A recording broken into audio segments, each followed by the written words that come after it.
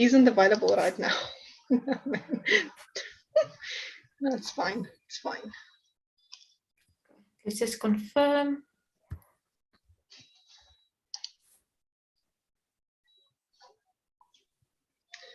Let me just see on my side. It says it's not available, but all right, I'm sure it's going to go. Seems like it's going. There it's going.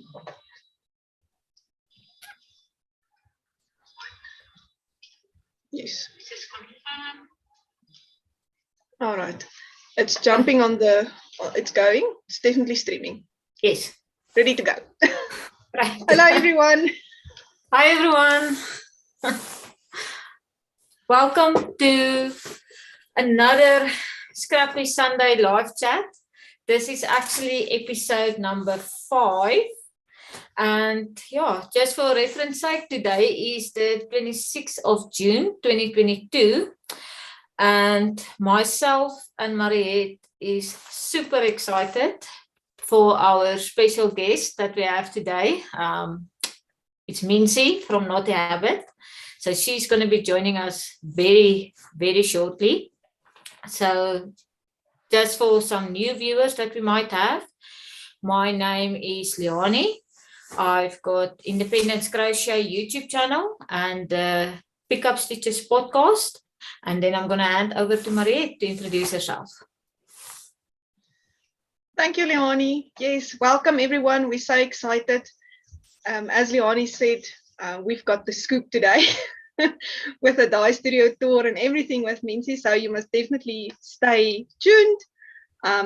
For everybody that doesn't know me, my name is Mariette, also known as the Boervrou. And I have the Crafty Stitches podcast on YouTube. And we're going to show you some of our things, scrappy things, and can't wait to chat with you. I just changed this a little bit. Thank you, Mariette. Mariette, I believe you might have a finished object for us. And then we'll go over to the chat. I do. I have a finished object that nobody has seen on a Scrappy Chat before. So I'm very excited about that. And it's a Scrappy Sock.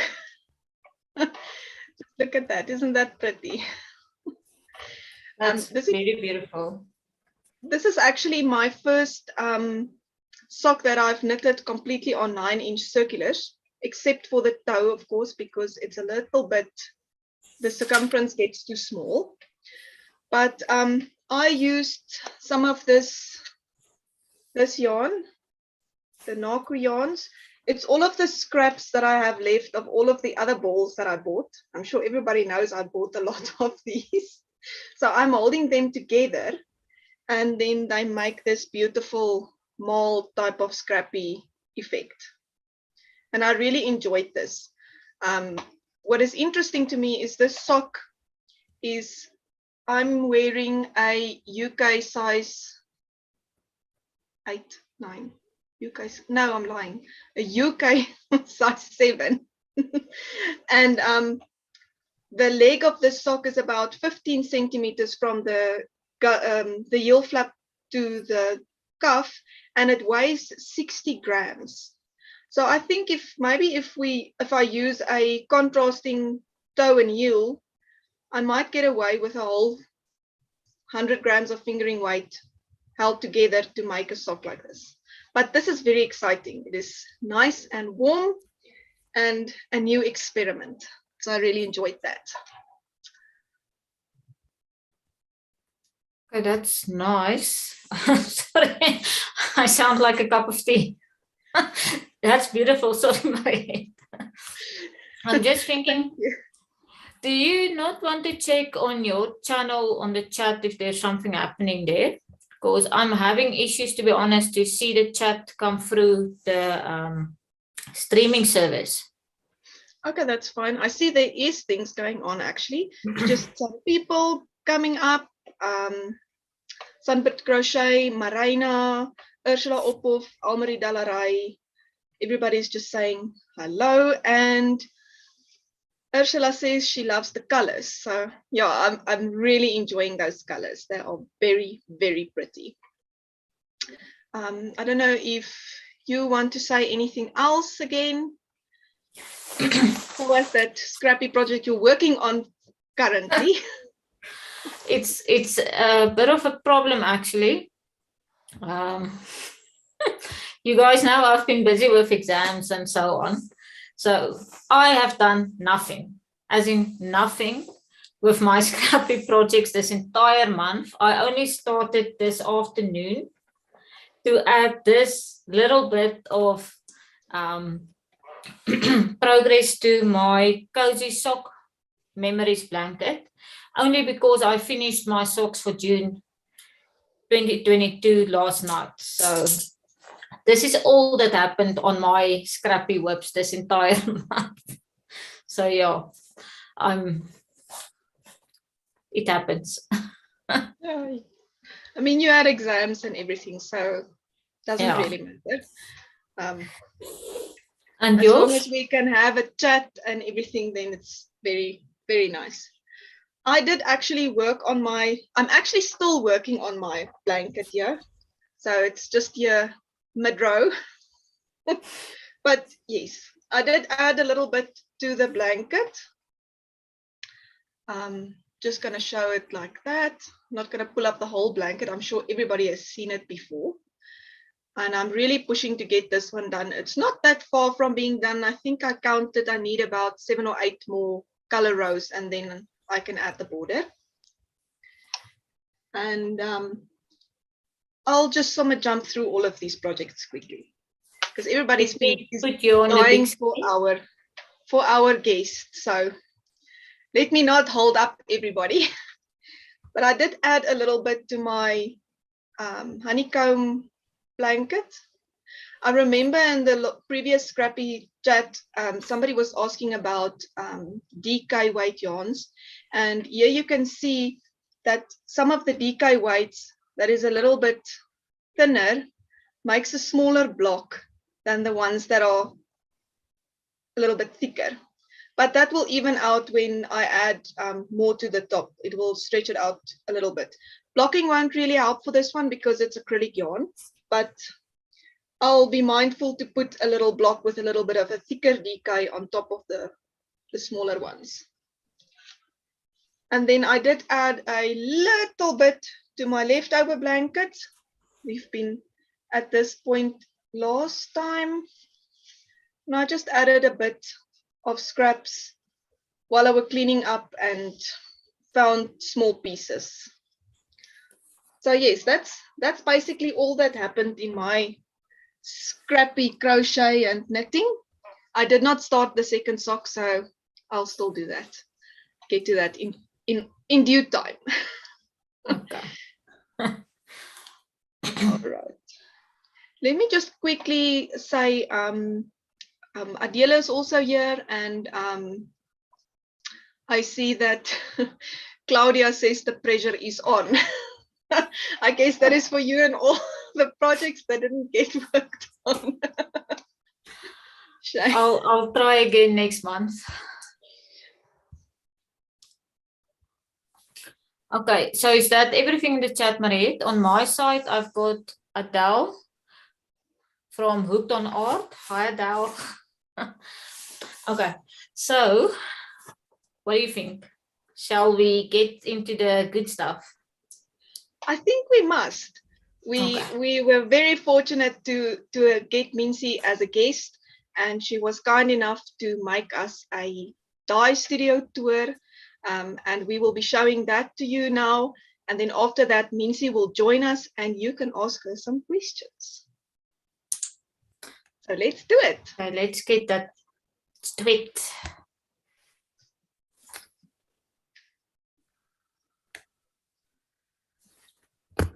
See.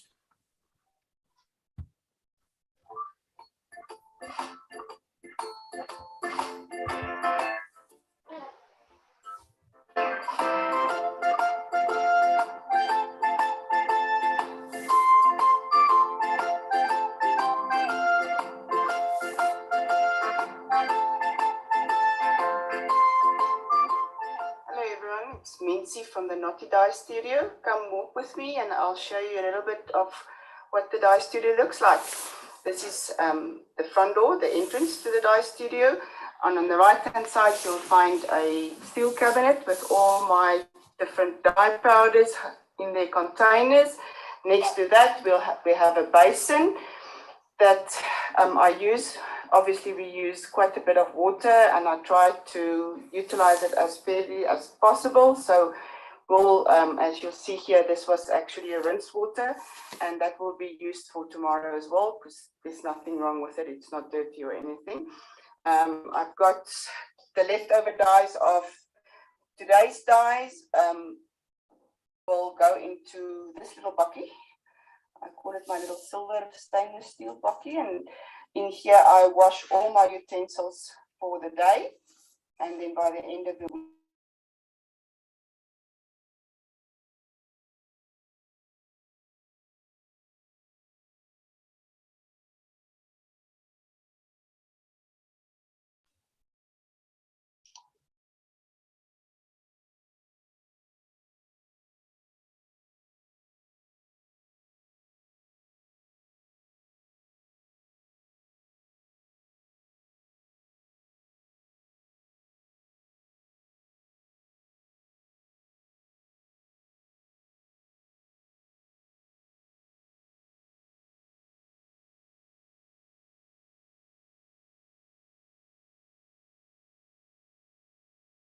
the color chart of the Dharma dyes that I do have, and above my workspace is a really nice light that I can put on. On top of this, it looks a little bit empty at the moment, but there are actually new yarn that has been ordered. I buy my yarn in cones, and I'll show you now why I prefer to buy it in cones. This is all the different knotty yarn bases. And as you see, there's queso. It's quite replenished at the moment, but don't worry, it's already ordered and it's on its way. As well as the 3-ply in the corner, which is a very popular base at the moment for winter. And then on top of the door, as you enter, I've got some really nice, trying to get like a yarn library. And then I've got some special friends out there that likes to watch me and see what I do. So this is the dye studio from this side. And then over here, next to the workspace, I do have 6 gas burners where I actually put my dye pans on. You'll see that they are quite big and catering pans, and I dye in the length. I dye 3 skeins in a pan.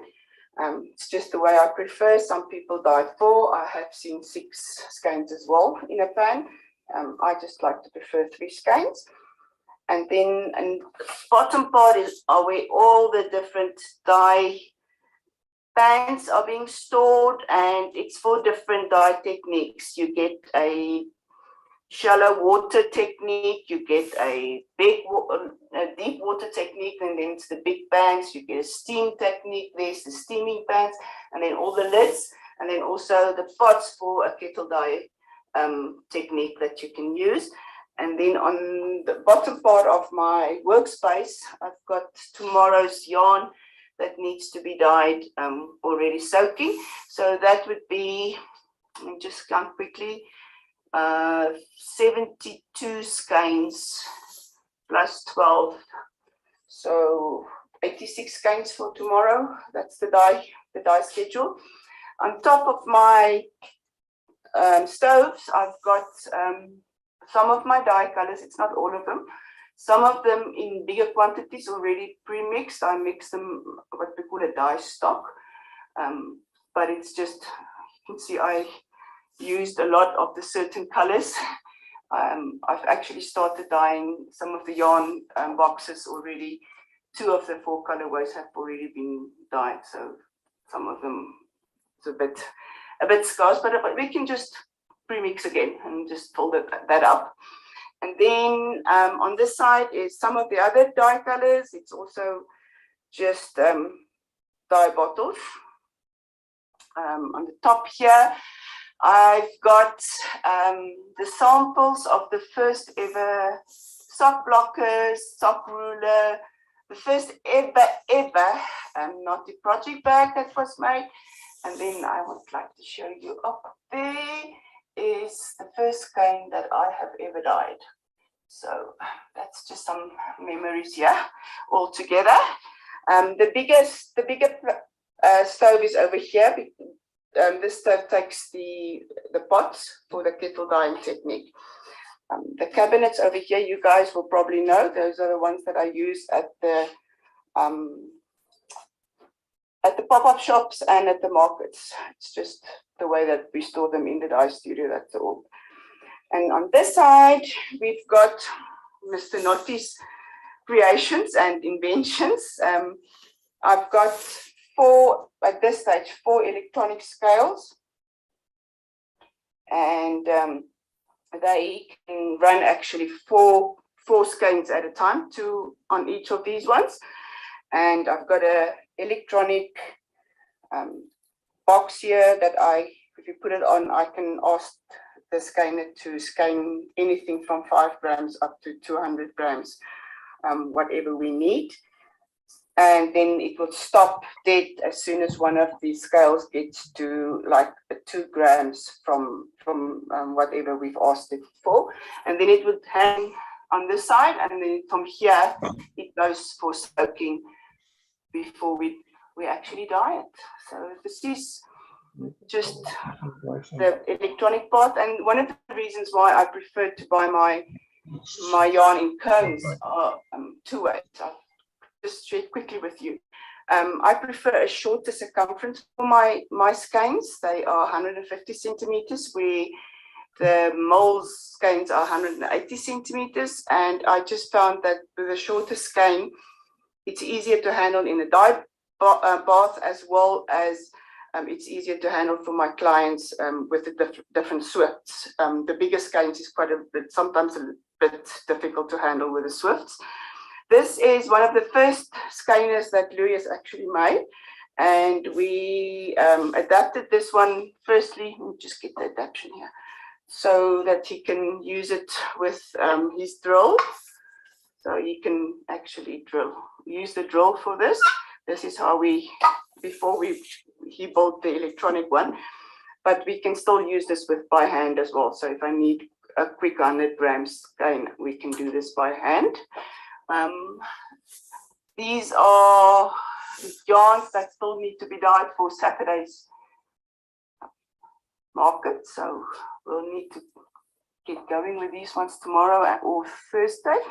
Then you walk through to my office part. This is not as neat as that side at the moment because I'm busy working. That's the door actually to my kitchen, so I'm gonna stand here and then I'll show you girls. It's nice to work with all these different colors around me.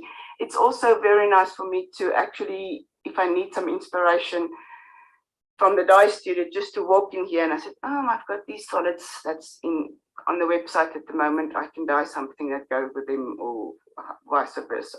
So my desk, Swift, electrical wool winder that works over time, I can promise you. The black box over here is my photo box. So I tried for the pictures on the website to have more or less the same background. So you can see the yarn and not whatever. I don't put any filters on my pictures. I refuse to put any filters because I want the yarn to be shown the way it is. And that's why the photo box is good, because then the lighting is always exactly the same. So at the moment, just for a quick, that's hanging on this side is the 2-ply merino linen, the new 2-ply merino linen. On top there is the 4-ply. Here is the chunky. On this side, I've got the 3-ply DKs. It's hanging here. These are just the crates as they come from the market. I just put them in here, and then especially if I've got a market the next weekend, then I can just take them off again from here. I would say about average 2 to 3 markets a month. So packing up and unpacking is like second nature to us. This is the 2-ply sock at the moment. Not a lot, but it's one of the things that needs to be dyed for the next two days. And then I've just got a working space. The yarn over here is actually a wholesale order. You'll probably see it in the next 2 weeks. Well, probably in the next week. One of the local yarn stores will advertise that. Over there is yarn that came off from the drying racks this morning and needs to be processed and worked up. What else can I show you from this side? Oh, the steamer, just for interest sake. I steam all my yarn. I can show you actually the difference here. This one is a lace skein. This is what it looks like when it comes off the drying rack. And this is what it looks like after it has been skeined. So this is just a quick tour through the Knotty Dye studio. Like to chat to you, and thank you for inviting me, Mariette, as well as Leanie. It's good to share some time with all of you. Bye.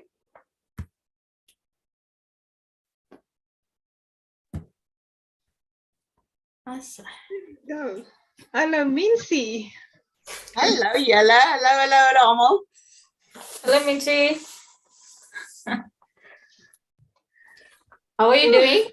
I'm okay, thank you. Excited to see, and I hope everyone, all the viewers, could see what the dye studio looked like and what my workspace looked like. Well, that was very interesting. Thank you for that. Yeah, Mariette, let's see if there's anything in the chat on your side. Let me quickly have a look.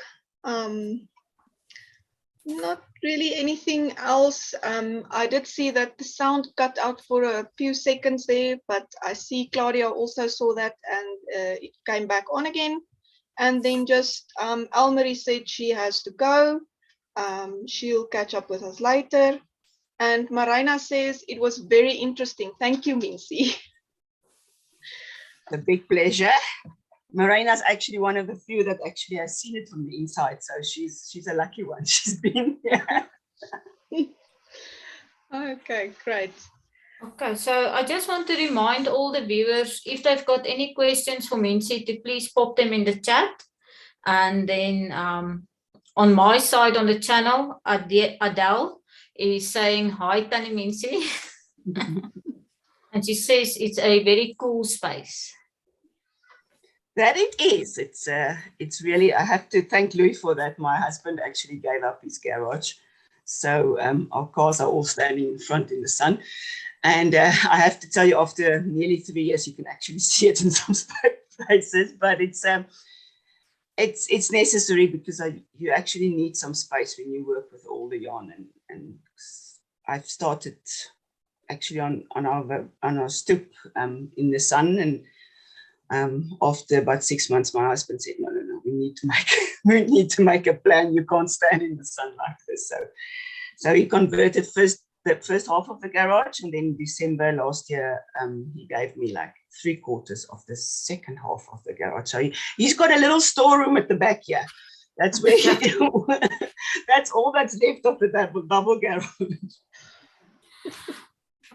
That actually then brings me to the first question that I have for you, Miensie, is, can you just tell us, where did all of this start? Where did this Knotty Habit start of yours? Okay, firstly, I've always been very interested in textiles. I don't know, you guys probably a bit too young for this, but in the early 90s, there was a textile shop available in South Africa. It was a franchise called Creative Textiles. They over-dyed t-shirting and twills and kids fabrics and stuff like that. So I was one of the first owners of one of the franchises. We were been living in Alberton, and so I've always been interested in fabric and knitting and crocheting and stuff like that. But when you become a mother and you're busy with kids and sport and that kind of things kind of fall to the back at one stage.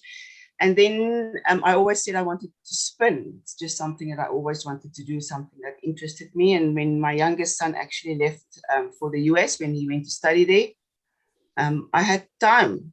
So I bought a spinning wheel and I started spinning. And then I ended up with these bobbins of hand spun yarn. And I was like, okay, now what now?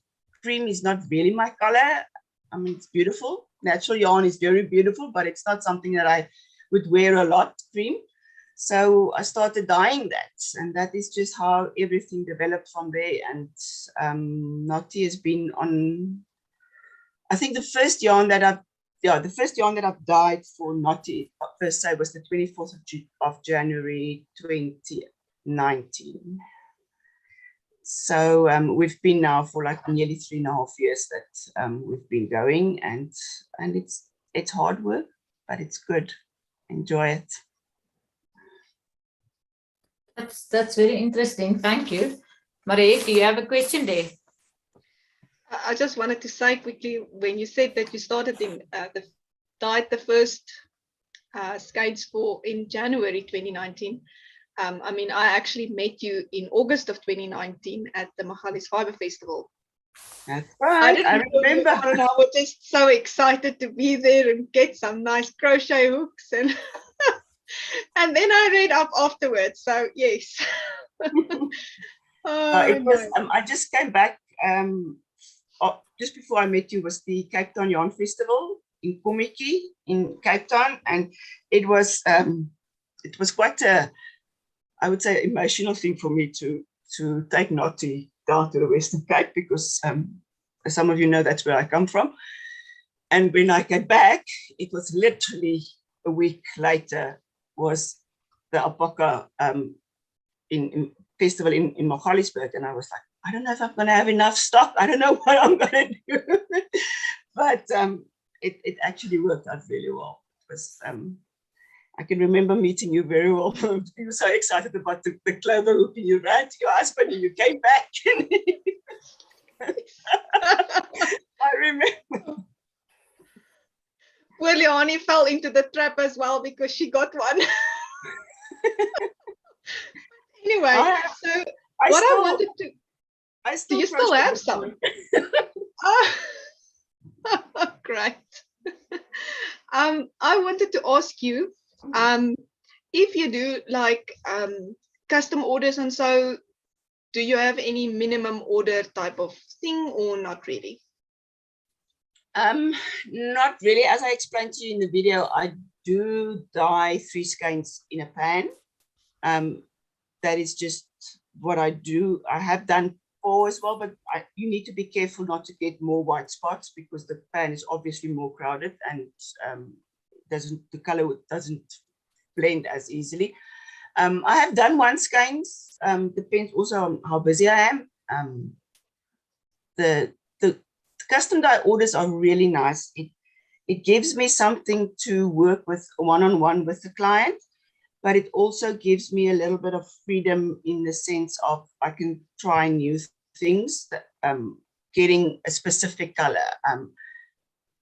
You know, I'm trying to match something, and then I'm like, okay, no, this is not what I'm going to add on top of that to match the color that the client wants. So it's sometimes a bit more tedious than actually dyeing for stock for the shop, because it's specifically if it's something very specific that the client wants. I remember I had a custom dye a couple of months ago for a customer in the Western Cape, and it was for a specific colorway that she wanted to do a pillowcase for, and that specific red that she wanted. She sent me all the pictures of all the samples. Was not something that you can just take dye powder and mix and the color was there, and I was like trying, and then, no, this is not right. Okay, over dyeing with a little bit of brown on top of the red. No, it's not right. The over dyeing red again on top of the brown. So I think I had like 3 or 4, but like 5, 6 times trying until I got it perfect, and then it was like screaming out of the dye room, and Louis was like, "What's going on?" I said, I got it. But it's just something that I do. It's so one skeins per color, 3 skeins. If she needs like 4 or 5 skeins, which doesn't come into my multiples of 3s, I would put on another pan and sometimes keep the rest for stock for the shop. So it depends on what we discuss.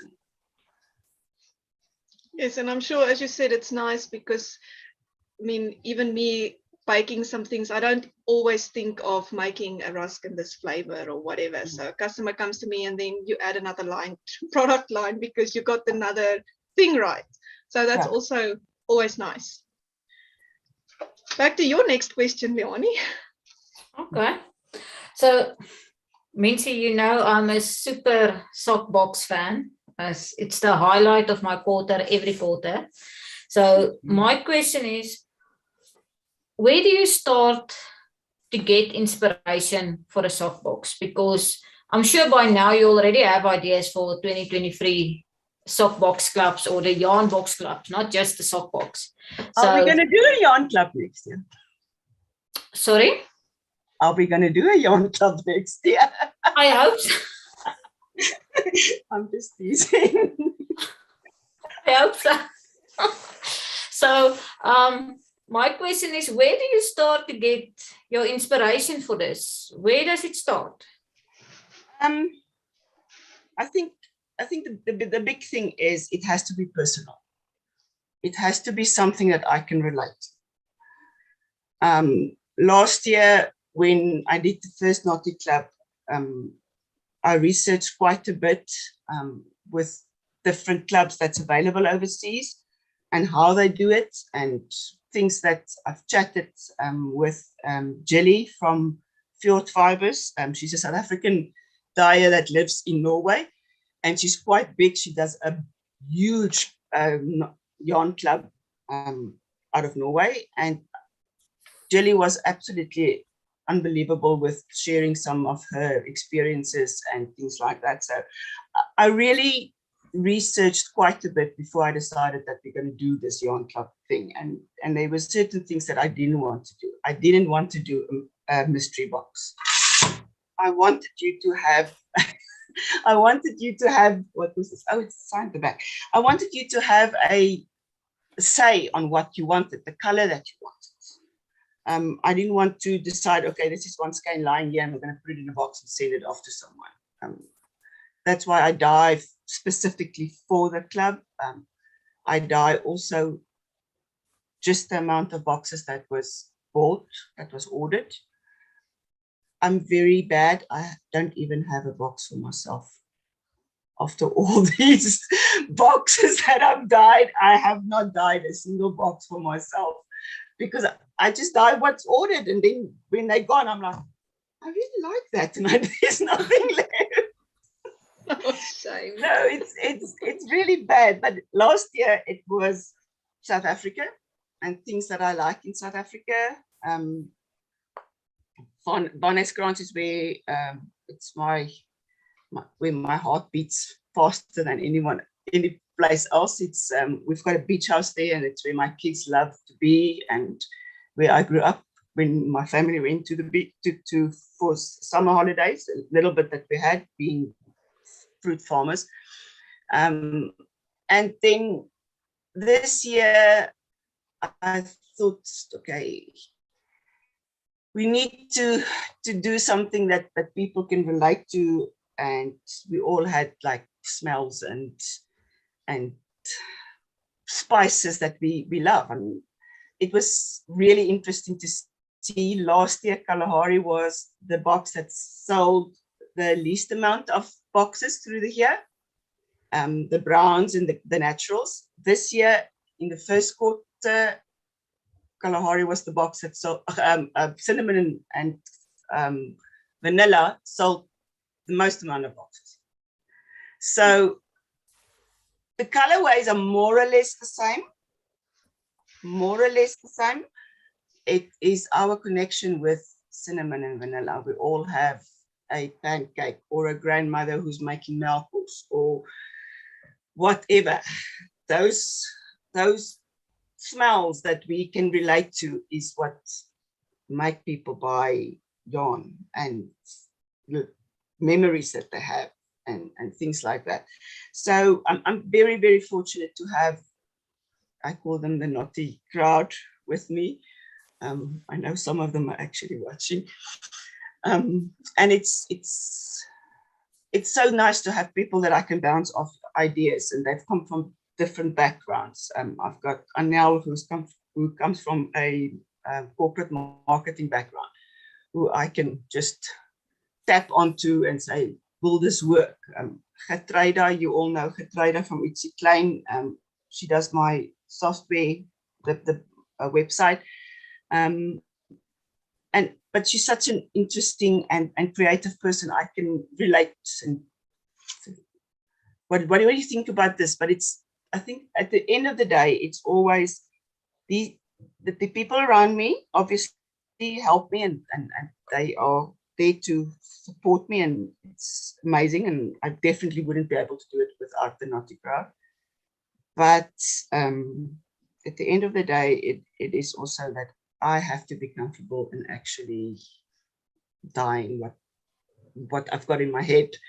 And it's difficult because, you know, as I said before, cream and brown is not my color. I would never wear it ever, but my daughter does a lot.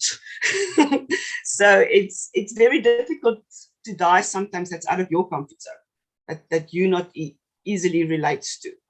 It's very easy for me to dye pinks and anything that has got blues in it. It's just because I will wear it. And I actually found that the masala I thought it would be difficult because it's orange is also not my color, but it comes definitely still a lot easier than what the cinnamon and vanilla does. It's just that it's just a difficult color for me. But everyone says I do it well. I love the naturals, but it's just, for me, it's a hard box to dye. Oh, I'm very happy with my vanilla one I got last quarter. So thank you for suffering for us, Miensie. Okay. Mariette, is there something on the chat maybe? Yes, let me quickly just say, Marina said that Miensie's custom orders are wonderful. And I see here that Ursula says yes for the club boxes. I think everybody got a little bit nervous there. And then she also says that she loved being able to choose the colors. She's not a big mystery fan. But yes. Me neither. Yeah, and let me just make sure that there's not something else. Claudia just said that it was very interesting how you created the winder. Love the ideas. Yeah, you guys are real DIYers, making things to work for you. I love that. Yeah, it helps. It helps to have an engineer for a husband, I can tell you. Yeah, definitely. I don't know what's on your side, Leanie. It seems to be all on my side for now. Yeah, no, there's nothing in my chat happening currently. I was thinking we can maybe just ask the viewers, are they currently working on a project, while we continue with some more questions. Yes, that'll be interesting. Then we can look at that. It's always nice to hear what everybody else is doing. So while we wait for those comments to come in, Miensie, I was wondering, what is your business model? What would you say is the Knotty Habit business model? Customer service, firstly. Personal customer service. I have met so many people through this business, and I wish you could see my phone, because I've got a lot of people that, if I see the name, I've got no idea, and then I see Yanni at the back, and then if I go through the chat, then I've dyed this wool for them. So all my naughty Yanni friends has got Yanni, actually you as well, Yanni at the back. So it's a personal touch, firstly. Secondly, I think I'm not a, and I am on record saying this. I'm not a big fan of wholesale. I feel that there's a lot of other dyers in South Africa that can do that, and that's why I like to do the pop-up shops, even at other shops, like the Yarn Tree or at the Yarn Craft in Johannesburg. It's just, I like to go and I can sell my own yarn because I'm passionate about my own yarn. I know what the notions and the things that went through my head, and even the names. I can tell you why I named certain yarns certain names. No one else knows that. So for me, it's a question of I can sell my yarn better than anyone else. It's not a very nice thing to say, but it's not. It's just the passion that comes with it, the personal touch that comes with it. That's what I want. What I like to portray. Because for me, it's not, I read somewhere, and it's actually a dyer in America that said, if you create something, there is, in that creation, is a part of you. And no one knows what that part is unless you've created yourself. I mean, I can tell you what went in this. No one else can tell you if it hangs in the shop. So that's where that personal touch, but what I'm telling you about. And then secondly, I also feel that I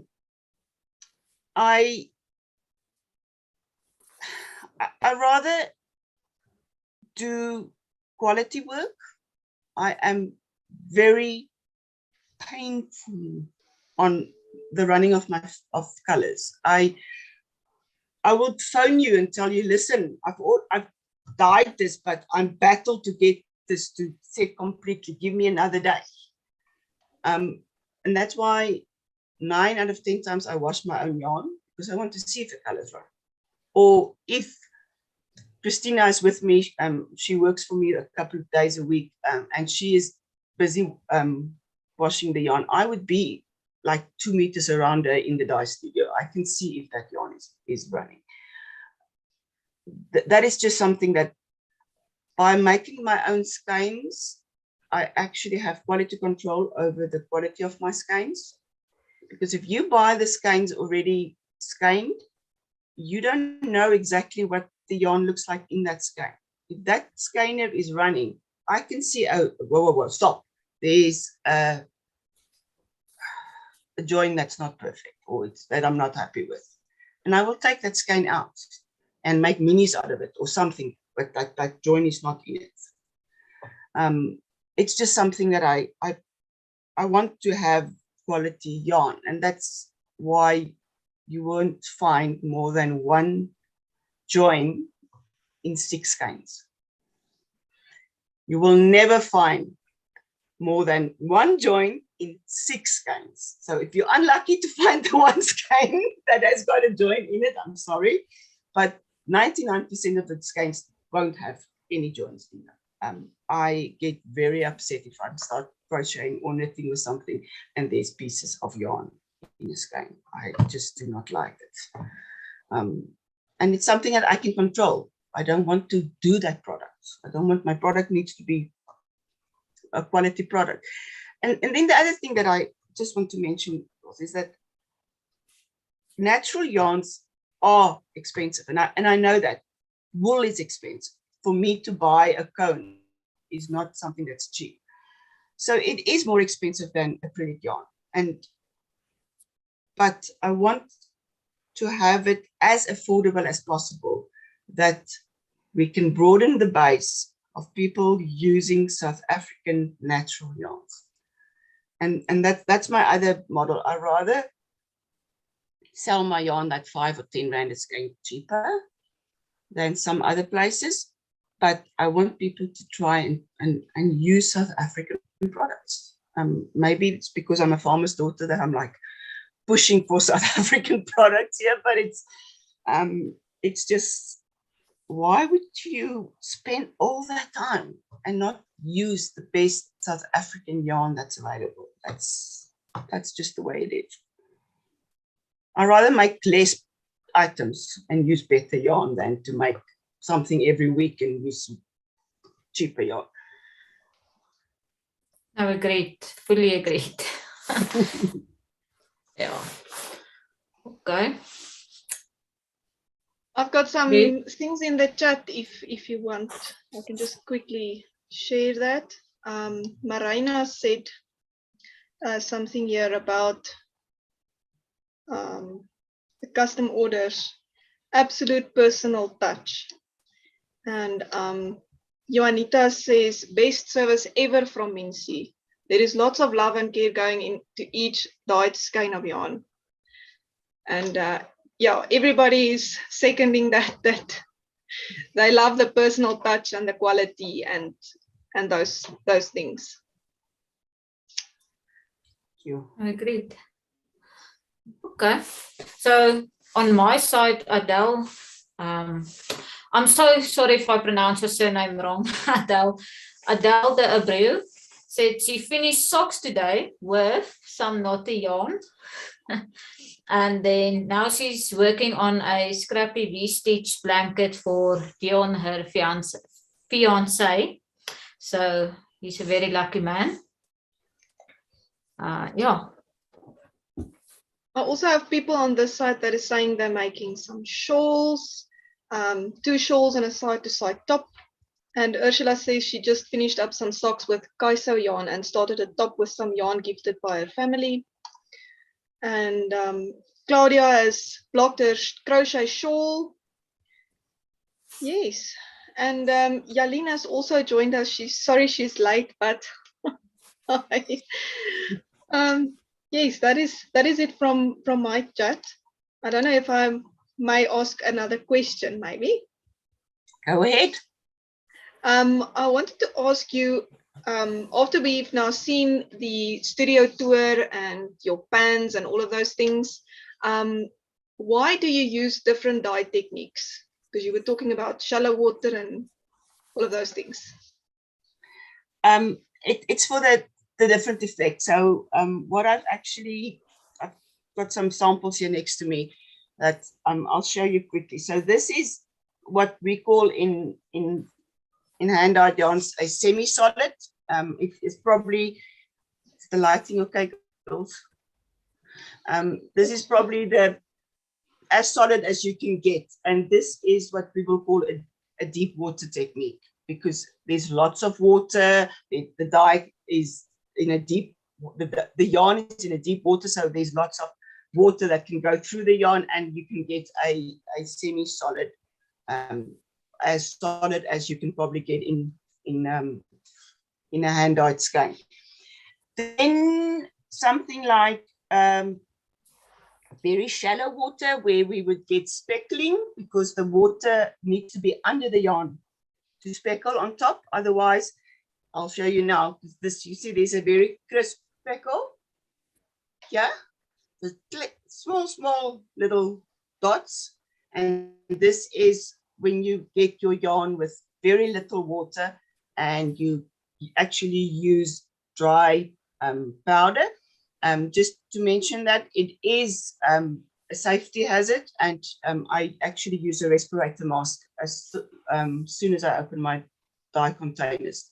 So the dye powder is very fine, girls, and you can, it's actually laughable to see where sometimes these little particles go, because there will be yarn soaking in water underneath my workspace, and I've been speckling on the left of on the pans on the complete left, and then there will be like the smallest little blue dot that's lying on the skein. I'm like, how did you get here? This is like 3 meters away. So that's why, as soon as the dye containers are open, or you use a dry powder, when I mix my dye stock, respirator mask.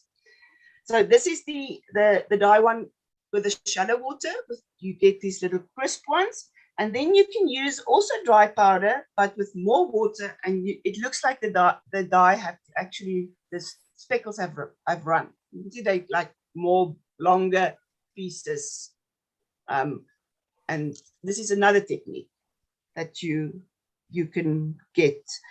Then you have this skein. It's a very interesting.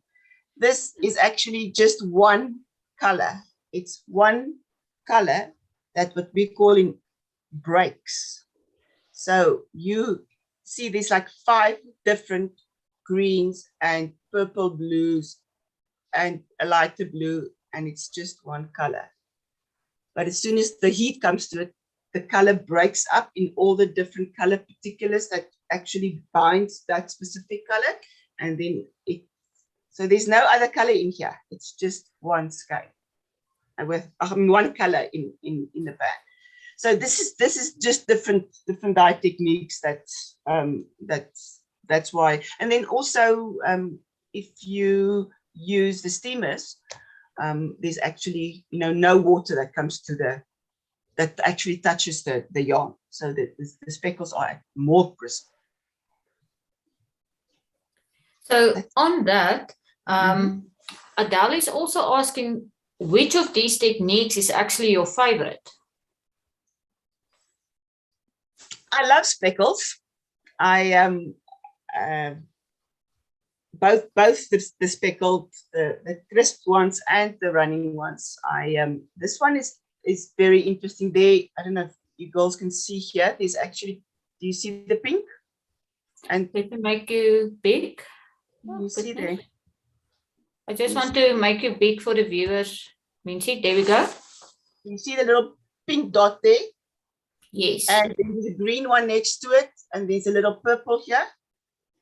That is actually the turquoise dye that I use for this, that is made up with pink and a little bit of green. And then when you use the speckles, it breaks in all these different colors. And I love that. I mean, like it looks kind of odd, but that's what makes hand dye so interesting and gives you the depth. So speckling, definitely. Speckling is one of my favorites. It's not always the easiest way to dye because you have less control of what the breakup and the combinations that the dye powders are made of. So semi-solids are probably a lot easier to dye because you kind of what it's going to look like at the end.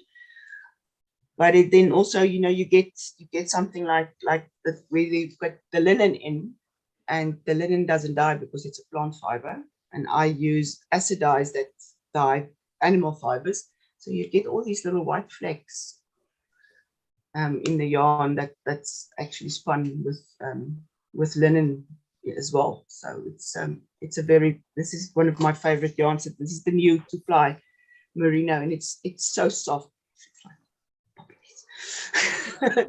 So it's definitely speckling. I think speckling is one of the things that I like the most. Okay, thank you. So Mariette, I don't know if there's any questions in the chat. Otherwise, I will fire with questions. I don't see any questions. I hope I didn't miss one, but fire away. Let's hear it. Okay, so you just mentioned the linen that's in there. So as far as I know, and correct me if I'm wrong, that's like the only plant-based fiber that's in your yarn. Is there a reason why you stick to the animal fibers as compared to cotton and so on? It's okay. There's dyeing animal fibers. The whole process is completely different than dyeing plant fibers. It's a complete different dye process. It's complete different dyes. So dyes that I use physically, the powders that I use will not dye plant fibers. If you use the pro-reactive dyes that they use for plant fibers, you can actually dye animal fibers with that if you use the right mordant. But I prefer the the animal fibers. I don't know. It's just something that when I started, that's probably because I spun it the first time. I spun merino yarn, and it's just the process that I like. South Africa's got great plant fiber dyers. There's huge companies in South Africa that exports an immense amount of South African cottons and bamboo blends and all that. And I feel they are so good at it that I like my animal fibers. I don't know. It's just something that I like. And you know what? Because it's actually what I like to work with as well. I cannot tell you when last I actually used cotton in anything. Okay. I'm just seeing.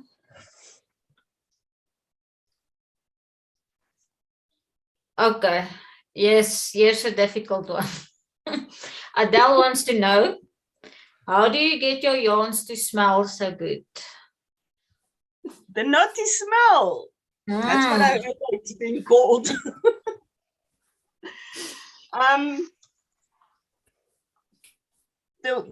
After the dye has the yarn has been dyed and cooled down, the washing of the yarn actually goes through it's 3 washes that I do. I wash and well, I will tell you if I've got that. This is not even a secret.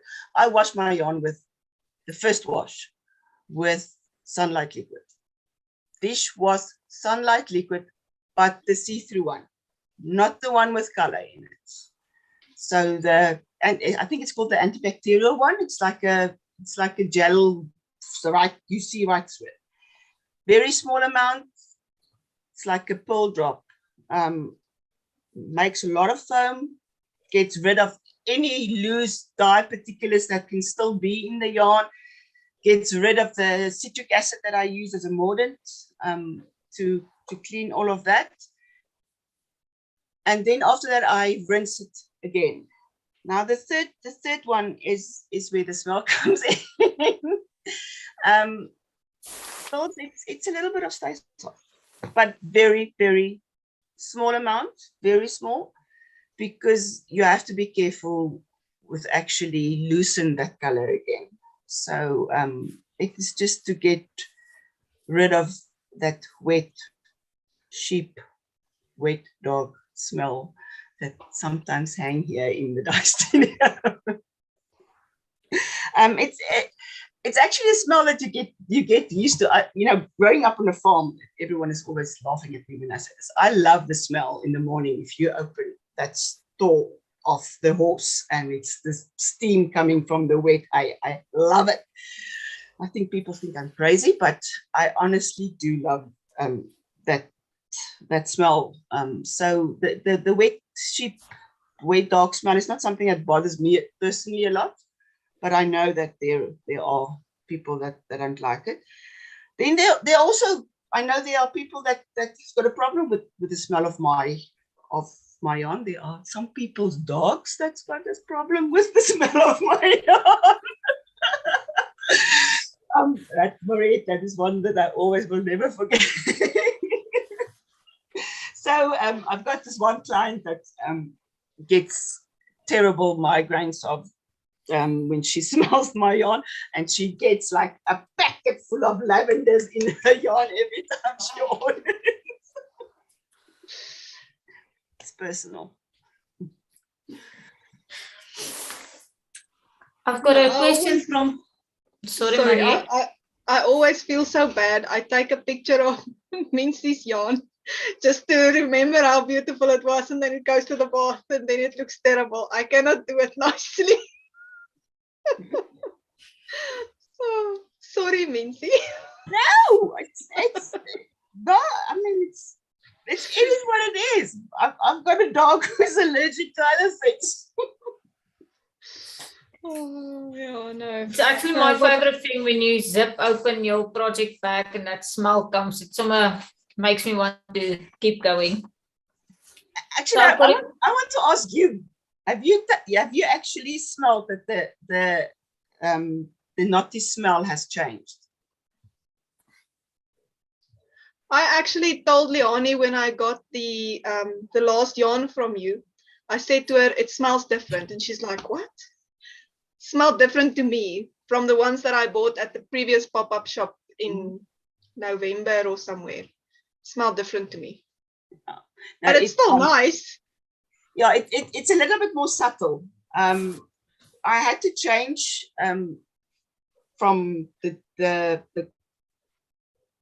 conditioner that I used, because they stopped making it, which I was very upset about. I actually phoned the people right to the top of South Africa. What's the company that makes all this? And I was like, don't you have a box somewhere? I'll buy the whole box. But I had to change, and I went through, I think there was like 9 or 10 bottles that I bought till I got one that I liked again. Because you kind of stuck into, you can only buy conditioner that's white. As soon as there's color in it, the color runs. So I found one which is a little subtle, but there are very few people who actually contacted me and say, have you changed the smell of your yarn? Have you changed the fragrance? What's going on? I think I had three calls. That's all. No one else has contacted me. I'm one of them that did not notice.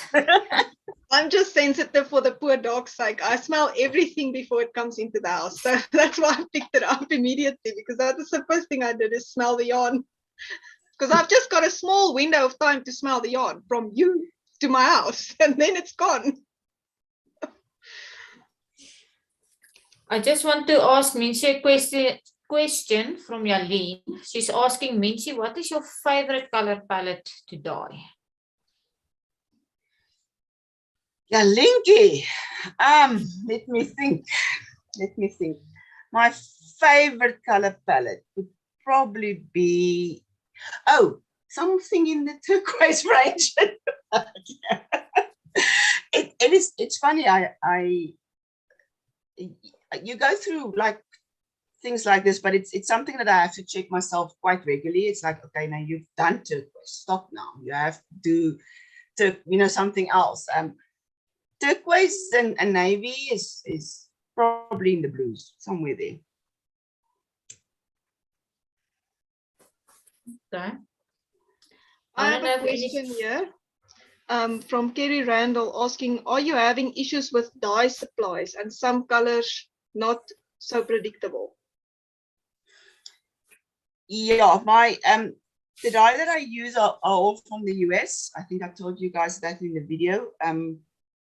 And I was fortunate to be able to build up quite a big selection and of the Dharma dyes that I use from the US, because my kids are all in America, and before COVID they used to come every 6 months as soon as the semester ends for the universities. So they used to bring me some new colors or bigger quantity of what that I need. So the last 2 years was a little bit of a challenge. In the sense that the kids weren't allowed to come out and we weren't allowed to go. So it was a bit more logistically challenged, but I did get in a big supply last year through DHL.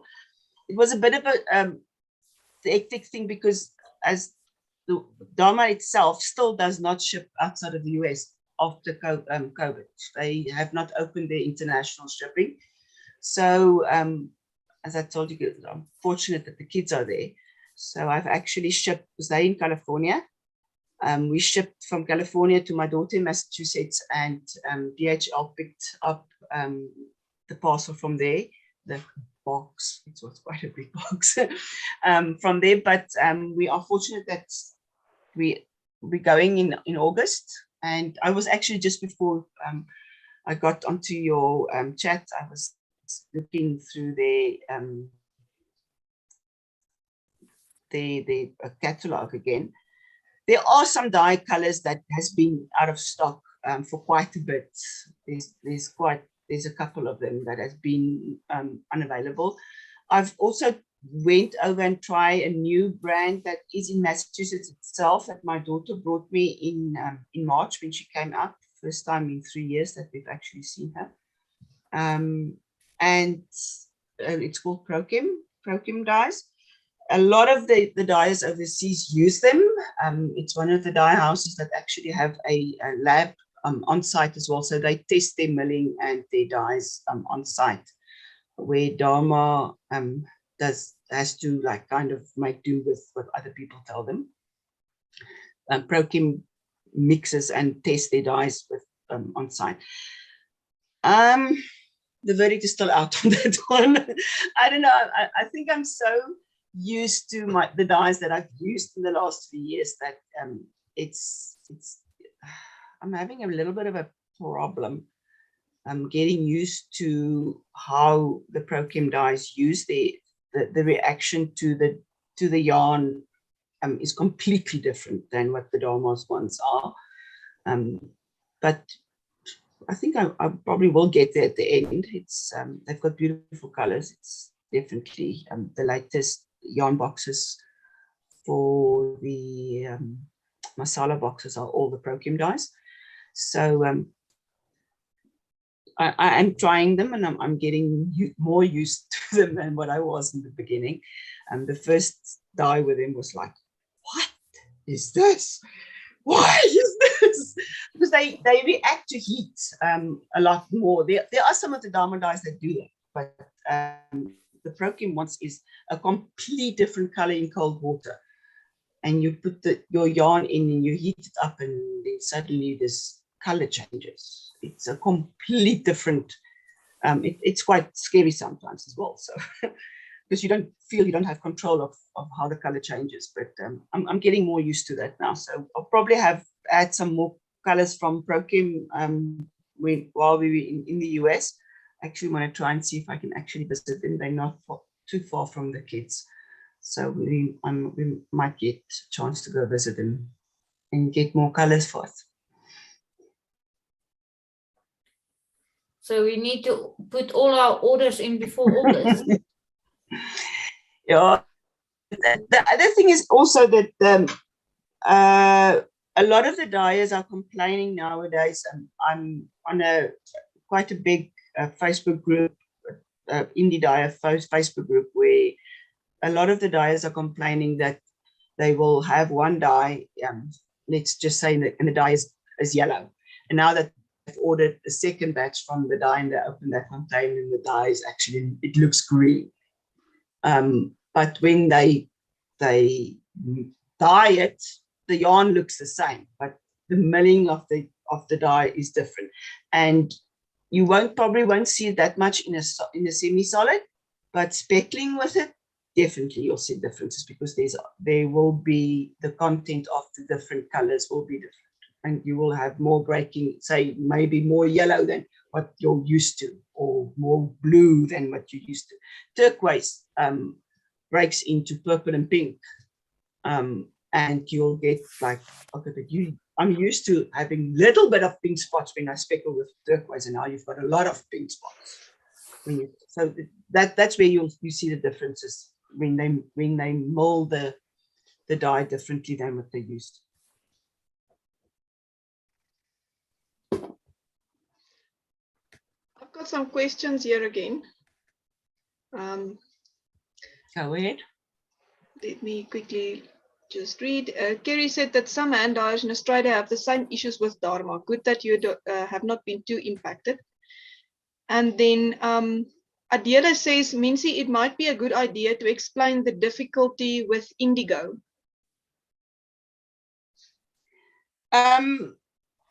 It's Indigo, the running of, meaning that the color with anything that's got an indigo tone, like turquoise or navy, is a very difficult color to actually set. They kind of run very easily.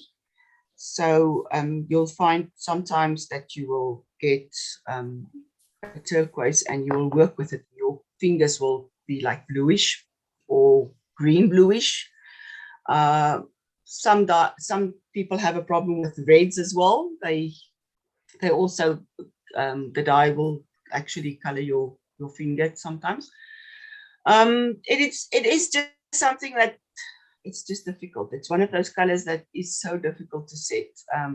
I found with even now with the protein dyes, this burnt orange that I've done last on the last box. It's, I don't know how, I think it went back 3 times because I wasn't happy with the color, how it's set. So you can set a turquoise, for instance, and you can have it on heat for double the time that you were supposed to have it on, and you can let it cool down in the pan. 24 hours later, and you lift it up, and there will be like a bluish tinge in that water, which normally it's supposed to be clear. So it's just one of those difficult colors.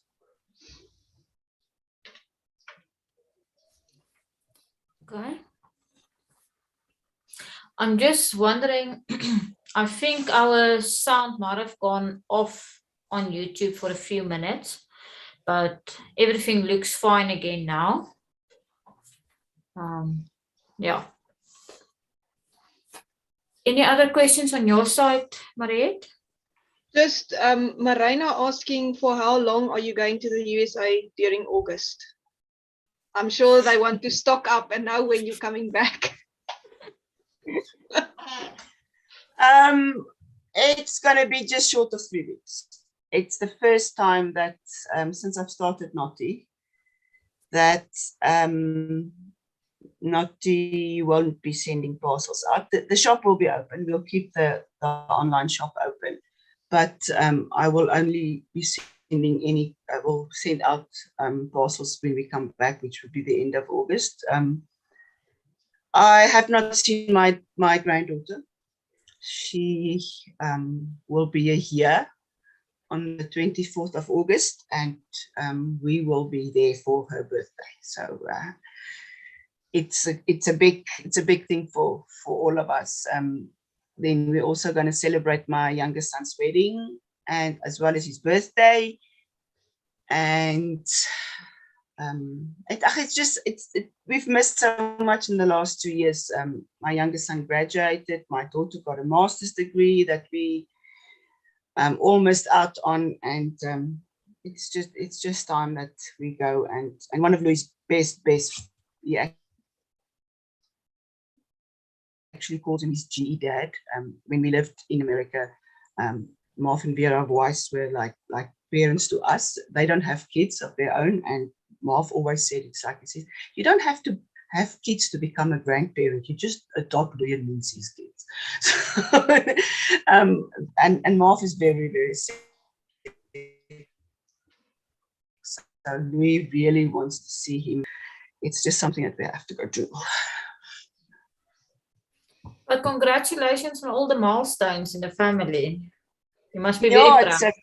I am, but it's hard when you're so far away and you can't share all of it. I mean, luckily technology is so much better than what it was, and even when our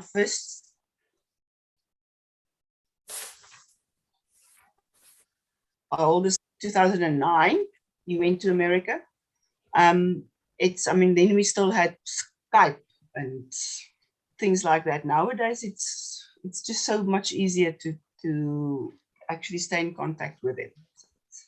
But it is hard.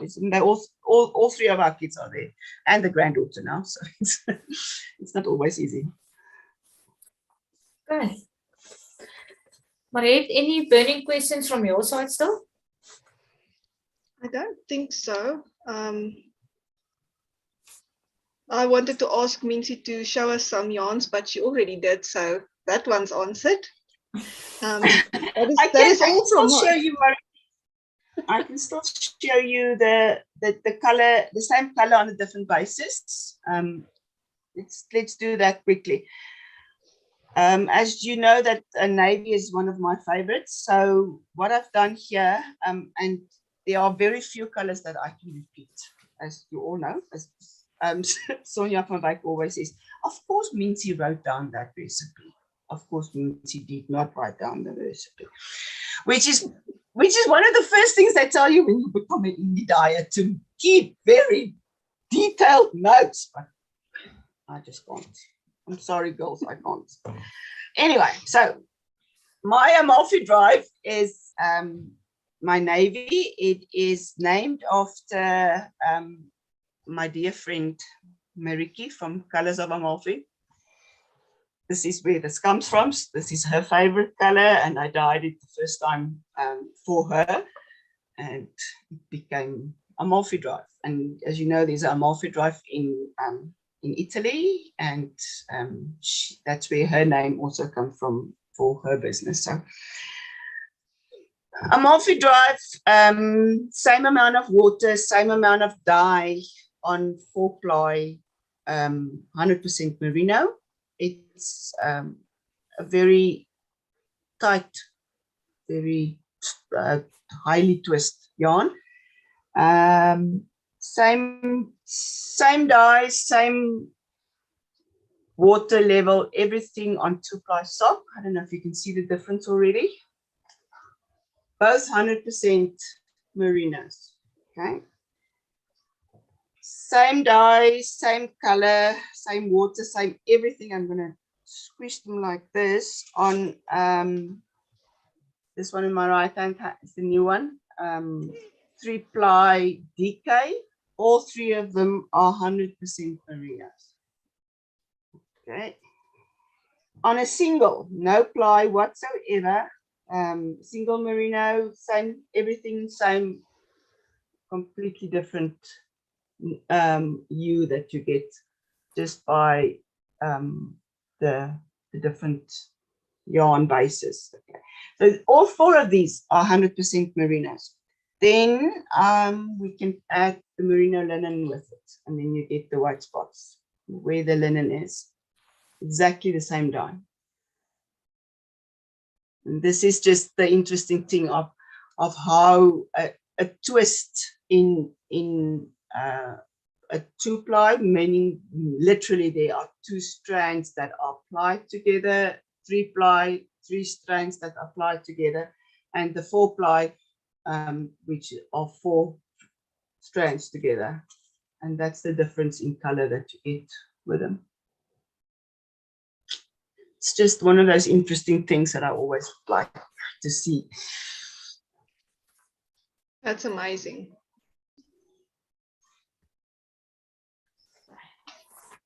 Thanks, Miensie. That was really interesting. Yeah, I've asked my questions, all of them, and I see we have gone a little bit over time. I'm not rushing us. If there's anything else in the chat for Miensie, then we keep going. No, the only thing that I see in the chat here is Ursula saying, I know how special it is to spend time with family that is overseas, so enjoy it. Thank you. All right. So I think we've come to the end. Miensie, is there anything else you would like to say before we say goodbye to everyone? No, I just thank you very, very much for the invitation. Thank you for all your support. Thank you for all the viewers and the listeners and the comments, and the yarn boxes is just amazing. It exploded this year. It absolutely exploded. I am busy. I can't show you on the side, but my e-spinner is standing here, my electric spinner, and I'm busy with the marling boxes that's going out on the 7th. I'm very excited about it. It's a lot more work than what I thought, but that's my problem. They are beautiful. I'm really happy with them, but thanks for all the support, girls. It's overwhelming and it's humbling. It is really. I sometimes think, oh, I can't believe it, but it's really. Thank you so much. Thanks for the platform that you girls have given me today, and keep going. Keep going. Yeah. Mariette, anything from your side? I just see a question that just popped up, and Ingrid was asking if you are doing an advent calendar. Do you do advent calendars as a regular thing or not really? I have not done advent calendar, and I probably won't do an advent calendar purely because I feel there are already people doing advent calendars in South Africa. and I try not to do what other people have done, or is their niche market that they've started it before. Ursula must keep her eyes open for October. Okay. I'm not Yeah. saying anything else. All right. Fine. We'll keep our eyes peeled. I need to go rest in the US in August, and then when I come back, there's something happening for October. Okay. All right. Great. Now, the only thing from my side is thank you so much, Miensie, for all of your time that goes into all this dyeing and being a guest on our Scrappy Sunday Chat. And thank you so much for joining us. We really appreciate it, and all your time and all the beautiful things that you make for us. You must really enjoy your break away, and don't dream about too much yarn. You'll have it all when you come back. Go and rest. Thank you so much. Thank you. Thanks, everyone. Yes, from my side as well, Miensie, thank you very much. And thank you for all of the inspiration we get from your yarn as well. We really appreciate it, and we really see the love that comes through in all of your yarns and your sock boxes and everything, and it makes it special. Thank you. Thank you so much. And thank you for supporting us as well. And then just Miensie is also saying we love you, Miensie. Leanie is saying that on the chat, yeah. So yeah. Okay, so thank you everybody for watching. We had a great time, and we hope you will have a wonderful rest of your Sunday and a great week that's coming. Bye-bye, everyone. Thank you, everyone. Bye-bye. Bye.